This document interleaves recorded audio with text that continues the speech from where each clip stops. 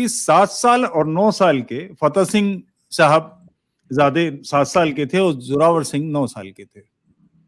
इन 2 इतनी छोटी उम्र के बच्चों की हत्या, और वो भी क्रमशः हत्या।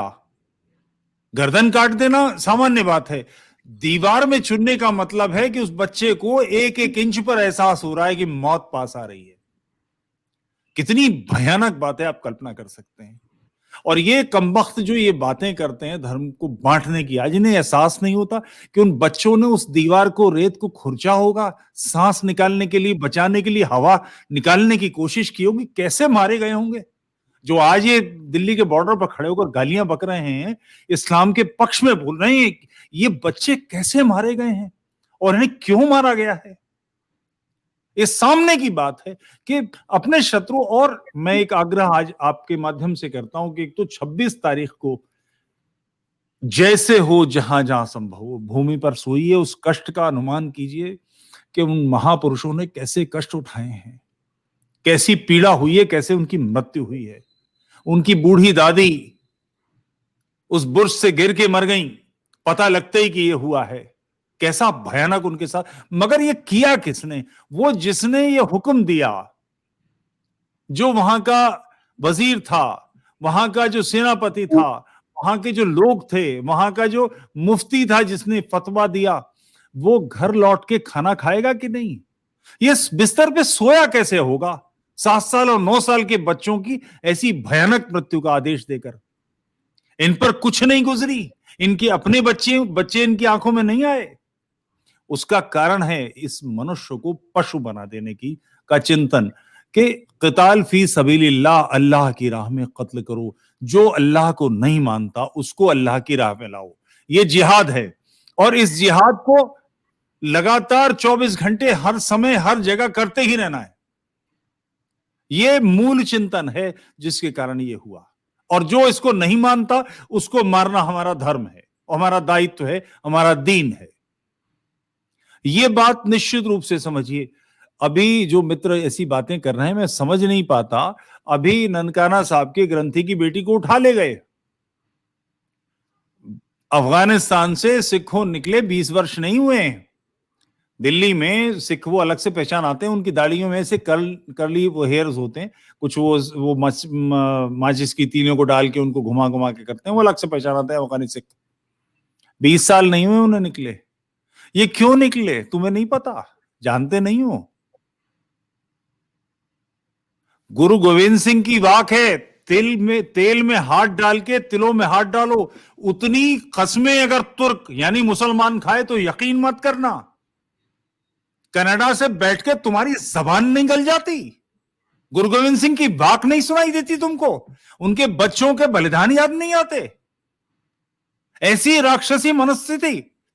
तुम्हें हलाल झटके, कुट्टा मांस नहीं खाना, ये तो गुरु गोविंद सिंह की वाक है। गुरु गोविंद सिंह जी का आदेश नहीं खाना, ये उन्हीं का आदेश है।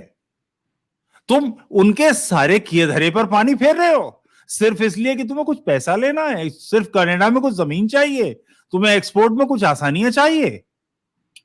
ये करते हुए सोचता नहीं कि क्या हो रहा है, तुम किनके साथ खड़े हो। स्वयं सोचना चाहिए कि, क्योंकि ये सिर्फ फतेह सिंह, जुझार सिंह इनकी बात नहीं है। 5 साल 10 साल में तुम्हारे बच्चों पर भी आने वाला है। तुम्हें क्या लगता है कि यही होने वाला है? कनाडा बच जाएगा? 9/11 करने वाले कितने लोग थे? 22। एक झपट में उन्होंने क्या कर दिया? तुम्हें लगता है कि कनाडा बच जाएगा, कैलिफोर्निया बच जाएगा? ये तो 24 घंटे हर क्षण होने वाला कार्य है, जिहाद है। इस जिहाद से आज नहीं जूझोगे तो कल जूझने के लायक नहीं रहोगे। ये जो अनिवार्य कार्य है, इस बात को ध्यान करो। तुम मेरा गला काट सकते हो, कोई समस्या नहीं है, मुझे कोई कठिनाई नहीं है, मगर तुम इन लोगों को नहीं देख पा रहे हो जो इतने छोटे बच्चों के। कभी तुमने किसी को सुना है, किसी इस्लामी को, जिसने कहा हो कि हमसे गलती हुई थी? एक बार किसी ने कहा कि फतेह सिंह, जुझार सिंह की हत्या पाप थी? किसी ने एक ने बोला? कोई सार्वजनिक अपॉलॉजी नहीं आई है इस पर। सुन तो, कभी सोचो तो, कुछ भी बक रहे हो, उसका नतीजा क्या होगा। और दूसरा एक निवेदन मैं आपके माध्यम से कर रहा हूं, इस समय नहीं है, मगर जब श्राद्ध करते हैं तो उन वीर महापुरुषों का, जिनका श्राद्ध करने के लिए पीढ़ियां नहीं बची,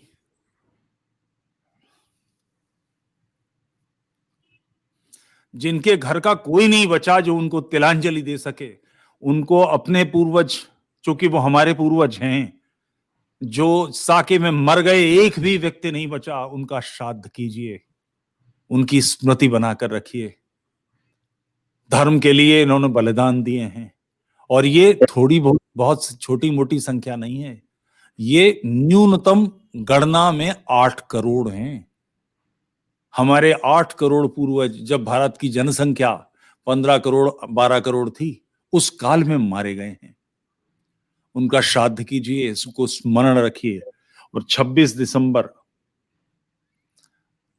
मैं ये तो नहीं कहता कि भूमि पर आप नंगी जमीन पर सोइए, मगर निश्चित जमीन पर सोइए।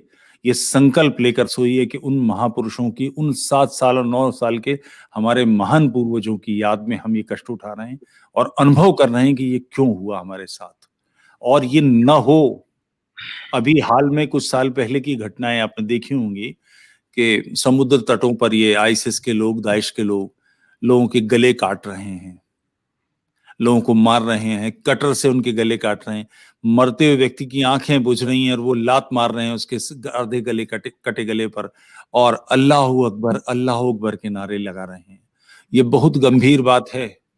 शत्रु के प्राण ले लेना ठीक है, मगर उसमें अल्लाह अकबर क्यों है? इनके लिए ये दीन बढ़ाना है, काफिर का कत्ल करना है। और जब आपके मुंह से ये निकलता है ना कि हम इस्लाम की तारीफ करेंगे सिखों से, मैं पूछता हूँ, ये जो इनसे कभी ये मौलाना लोगों से पूछिए क्या हमें काफिर मानते हो कि नहीं, और अगर हम काफिर हैं तो हम वाजिबुल कत्ल हैं कि नहीं? एक बार जरा पूछो तो, इनकी थोड़ी हिला के दाढ़ी पकड़ के इनसे बात करो, इनसे पूछो कि ये तुम्हारे बारे में क्या सोचते हैं। और इस्लामी ईमानदार हैं, वो एक बार झूठ नहीं बोलेंगे, वो टाल जाएंगे सवाल को, ये तो हो सकता है, मगर झूठ नहीं बोलेंगे, वो काफिर को काफिर ही कहेंगे। तुम्हें पता होना चाहिए कि ये दबे पांव बढ़े आ रहे हत्यारे नहीं हैं, ये ढोल बजा के तलवारें लेके बढ़ने वाले हत्यारे हैं। इनके बिल्कुल सही कह रहे हैं। हो रहे हो, इसका परिणाम जानते हो? तुम्हारी पुत्रवधू, तुम्हारी पौत्रवधू, तुम्हारी पोती, इस पर क्या गुजरने वाली है। तहर्रुश का नाम सुना है? तहर्रुश का मतलब है इस्लामी लोग जब गैर मुस्लिम किसी को घेर कर सैकड़ों की तादाद में रेप करें। कल्पना कर सकते हो, 400 लोगों ने, और जर्मनी में हो रहा है कि एक लड़की को, 2 लड़कियों को पकड़ के 400 लोग सर्कल बनाकर और रेप करने की कोशिश कर रहे हैं। अपने आप को कुछ क्षण के लिए, अपनी पत्नी को, अपनी बेटी को कुछ क्षण के लिए उसकी जगह सोचो, और फिर पल्ले पड़ेगा कि क्या गुजर रही है। ये फ्यूचर है, ये भुगतना है हम सबको। मैं तुम नहीं कह रहा हूं, हम सबको भुगतना है अगर हम इसके खिलाफ नहीं खड़े होते। ये चिंतन प्रणाली है, एक विचारधारा है, जो विचारधारा संसार में हर व्यक्ति को, हर विचारधारा को जो उससे सहमत नहीं है उसको नष्ट कर देने, मार देने, काट डालने के योग्य मानती है। काफिर वाजिबुल कत्ल, काफिर को मार दिया जाना चाहिए, और ये काम किसी भी सभ्य समाज में मृत्यु दंड देने का अधिकार राज्य का होता है, और उसके लिए भी निष्पक्ष तटस्थ न्यायपालिका होती है जिस पर मुकदमा चलता है। पुलिस अपने आप नहीं कर सकती, उसके निर्णय के बाद ये होगा। मगर ये वो समाज है, ये वो चिंतन है जो हर व्यक्ति को, हर मुसलमान को कहती है कि गैर मुस्लिम को मार दो जहां तुम्हारा बस चले। इस विचारधारा के पक्ष में खड़े होने से पहले सोचो कि इसने अतीत में क्या किया है, वर्तमान में क्या कर रही है। तालिबान, आईएसएस, बोको हराम, इनकी घटनाएं सामने ही हैं, 9/11 सामने ही है, और उसके बाद तय करो कि तुम क्या कर रहे हो। इस चिंतन को अवश्य रूप से समझो। जी कहिए। धन्यवाद। संजय सर,